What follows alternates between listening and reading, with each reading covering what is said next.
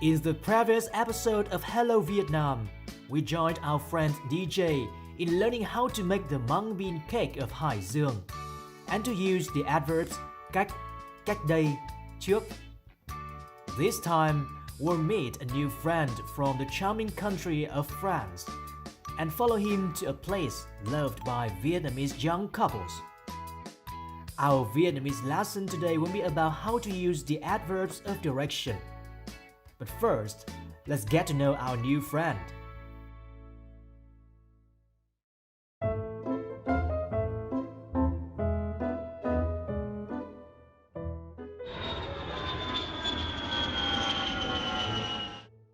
Xin chào, bonjour, min tên là Guillaume. Ở Việt Nam, các bạn thường gọi min là Will Pháp. Mình sống ở Việt Nam 3 năm rồi. Mình sang đây vì ở Việt Nam có rất nhiều cơ hội và người Việt Nam rất thân thiện. Mình rất thích tìm hiểu về văn hóa, con người và món ăn của Việt Nam. Nói chung, mình thích tất cả mọi thứ ở đây. Ở Việt Nam, mình là doanh nhân, bác sĩ, ca sĩ, đầu bếp. Các bạn thấy mình làm nhiều nghề không? Bởi vì thật ra mình là một người mẫu. Mình đã học tiếng Việt được 2 năm rồi. Để học tiếng Việt tốt hơn, bây giờ mình thường xuyên làm các video cùng những người bạn Việt Nam. Xin Nguyễn Đình Chiểu, bạn đồng đội. Hai nơi là bạn học rồi. Do you want to ask me something else? Yeah, bạn là trẻ trâu? No.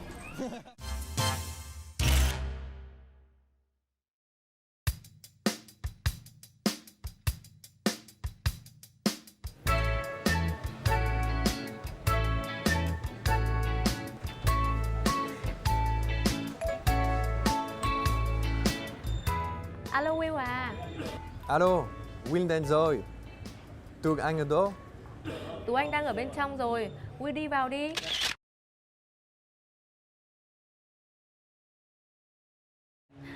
Chào Will, Will ngồi xuống đây. Có chuyện gì mà hôm nay Will hẹn gặp Tú Anh gấp thế?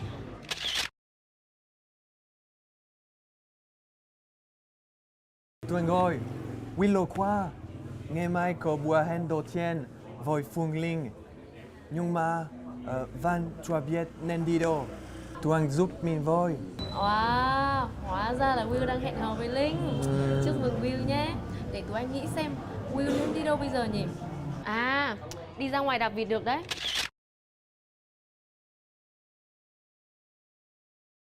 Thời tiết này mát mẻ, rất thích hợp với việc đạp vịt. Chắc chắn Linh sẽ rất thích. Đáp vịt á? Nhưng... Không băn khoăn gì cả, đạp vịt dễ lắm mà tớ biết là Phương Linh sẽ thích vô cùng.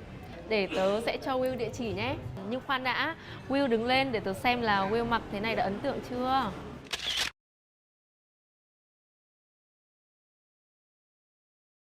Đẹp rồi đấy, chắc là Linh cũng sẽ thích.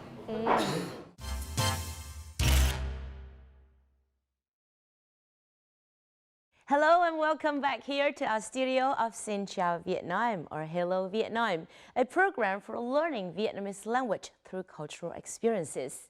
So our friend Will seems to be embarrassed about his first date, even after the advice of Tu Anh. In the conversation between Will and Tu Anh, you can see the use of the directional structures. Tú Anh đang ở bên trong rồi, Will đi vào đi.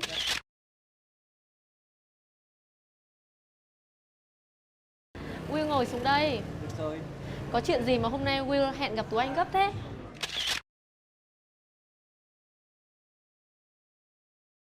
À, đi ra ngoài đạp vịt được đấy.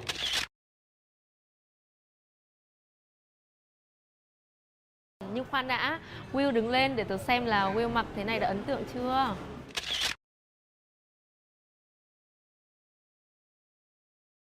So as you can see in the conversation, the words ra, vào, lên, xuống are called adverbs of direction. These are words that describe the course of an activity. They always follow the verbs. The structure is as follows. Verb ra, vào, lên, xuống. The meaning of directional adverbs is as follows. The adverb ra means moving from a narrow space to a wider space. Em ấy vừa đi ra phố. Vào means moving from a wide space to a narrow space. For example, em ấy đi vào siêu thị. And for lên, the adverb means moving from a low space to a higher place. For example, anh ấy đi lên tầng 5. And xuống means moving from a high place to a lower place. For example, anh ấy đi xuống tầng 1. So we hope that you have got the structure. It is not so difficult to remember, isn't it? Now let's get back to Will and let's see if his first date goes exactly as he planned.